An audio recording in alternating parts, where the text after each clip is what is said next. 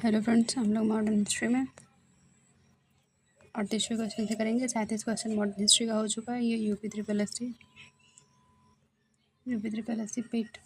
पेट के लिए क्लास चल रहा है और ये यूथ पब्लिकेशन के पूर्वालोकन की बुक है, जिसमें यूपी 3 आयोग द्वारा जितने भी क्वेश्चन अब तक पूछे गए हैं सब उसमें इंक्लूड किया गया है। चलिए स्टार्ट करते हैं।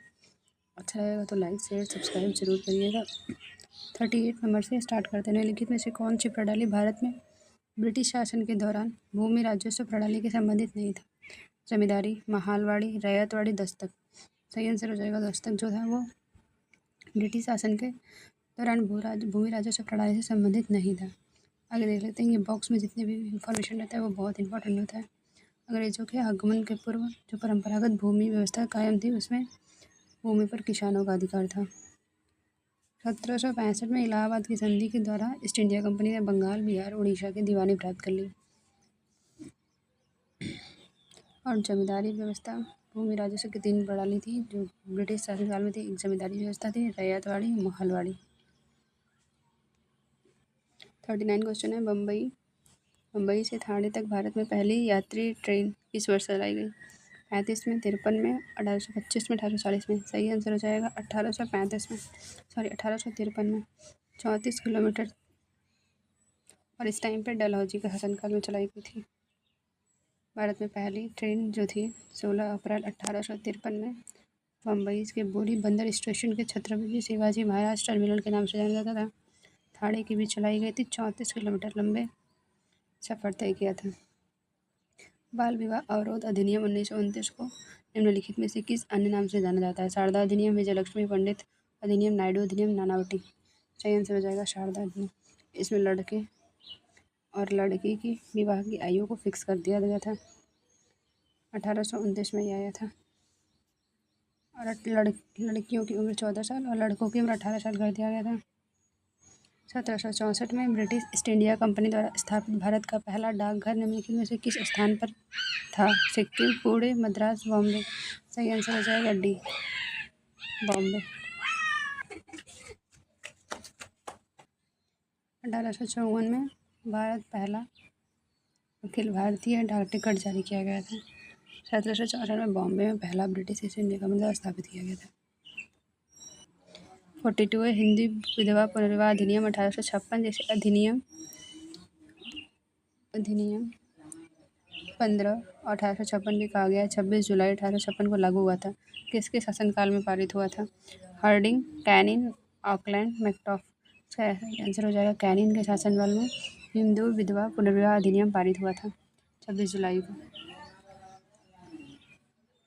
1851 में B.M. मालाबारी के प्रयासों को तब फल मिला जब सहमति की उम्र अधिनियम को पारित किया गया, जिसके अनुसार इस उम्र के बालिका का विवाह प्रतिबंध किया। 14 वर्ष, 12 वर्ष की उम्र के बालिकाओं का विवाह पर प्रतिबंध लगा दिया गया था।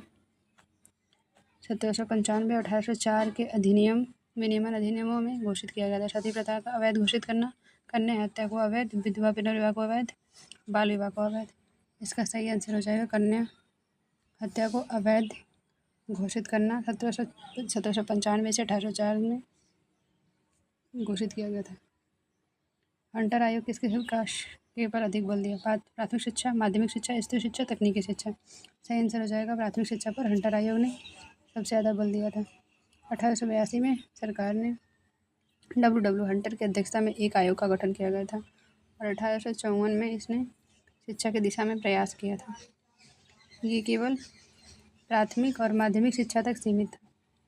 भारत में यातायात व्यवस्था की शुरुआत का श्रेय किसको जाता है? भारतीय शासक को, ब्रिटिश शासक को, मुगल शासक को, डच शासक को। इसका सही आंसर हो जाएगा ब्रिटिश शासक को जाता है। यातायात की शुरुआत का श्रेय सबसे पहले ब्रिटिश शासक को जाता है। भारत में यातायात की शुरुआत का श्रेय ब्रिटिश शासक को जाता है। महालवाड़ी प्रणाली कहाँ लागू की गई थी? बिहार में, महाराष्ट्र में, उत्तर प्रदेश में, मद्रास में। इसका सही आंसर हो जाएगा उत्तर प्रदेश में। महालवाड़ी जो प्रणाली थी वो उत्तर प्रदेश में फेमस थी। उत्तर प्रदेश, मध्य प्रांत, पंजाब और प्रांत में लागू थी। ब्रिटिश भारत का कुल भूभाग का 30% था। अब आते हैं किसान, मजदूर एवं वामपंथी आंदोलन। ये मॉडर्न हिस्ट्री का 5वां टॉपिक है जिसमें किसान, मजदूर और वामपंथी आंदोलन जितने हुए थे वो इसमें इंक्लूड किया गया है। इसमें टॉपिक वाइज क्वेश्चन सब दिया गया है। स्टार्ट करते हैं 48 क्वेश्चन से। भूदान ग्रामदान आंदोलन निम्नलिखित में से किसके द्वारा शुरू किया गया था? विनोबा भावे, M.K. गांधी, जयप्रकाश नारायण आचार्य, कृपलानी। तो भूदान आंदोलन जो है वो विनोबा भावे द्वारा स्टार्ट किया गया था। व्यक्तिगत सत्याग्रह में पहले सत्याग्रही विनोबा भावे रहते हैं, दूसरे जवाहरलाल नेहरू रहते हैं और तीसरे ब्रह्मदत्त रहते हैं। सही आंसर ये हो जाएगा। विनोबा भावे भूदान आंदोलन को 1951 में शुरू करते हैं तेलंगाना के पोचमपल्ली गांव से। 1928 के बारदौली सत्याग्रह का नेतृत्व किसने किया था? लाला लाजपत राय, सरदार वल्लभ भाई पटेल, जवाहरलाल नेहरू, बिपिन चंद्र पाल। सही आंसर हो जाएगा सरदार वल्लभ भाई पटेल जो थे। सरदार वल्लभ भाई पटेल बारदौली सत्याग्रह को स्टार्ट किए थे। लाला लाजपत राय साइमन कमीशन जब आया था उस टाइम इसी दौरान इनकी मौत हो गई थी। 1928 में बारदौली सत्याग्रह का नेतृत्व सरदार वल्लभ भाई पटेल कर रहे थे। यह एक किसान आंदोलन था। निम्नलिखित में से कौन अवध की कृषक आंदोलन का नेता था? बाबा रामचंद्र,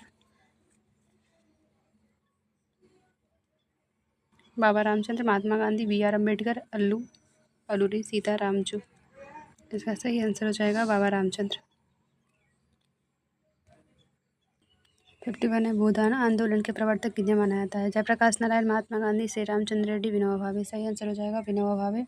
भूदान आंदोलन 1951 में तेलंगाना के पोचमपल्ली से स्टार्ट किए थे। अब आते हैं 1857 का विद्रोह। अच्छा लगेगा तो लाइक शेयर सब्सक्राइब जरूर करिएगा और टेलीग्राम चैनल है उसको ज्वाइन कर लीजिएगा। ये नेक्स्ट वीडियो में अपलोड किया जाएगा।